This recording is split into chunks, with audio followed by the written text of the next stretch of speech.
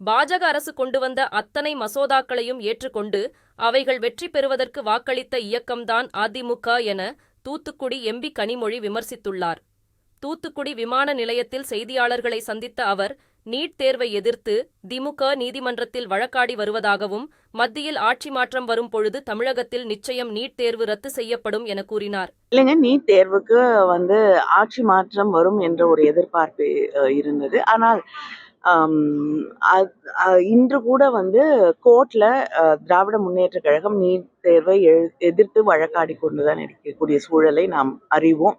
நிச்சயமாக ஆட்சி மாற்றம் ஒன்றியத்திலே உருவாகும் பொழுது தமிழ்நாட்டிலிருந்து நீட் விலக்கப்படும் என்பதை நான் உறுதியாக தெரிவித்துக் கொள்கிறேன்.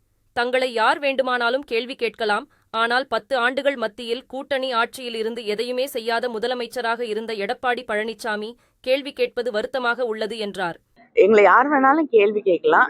10 வருஷமா ஆட்சியில இருந்த பொழுது மக்களுக்கு எதையுமே செய்யாத ஒரு முதலமைச்சராக இருந்த எடப்பாடி பழனிசாமி அவர்கள் கேள்வி கேட்பதுதான் வருத்தமாக இருக்கிறது.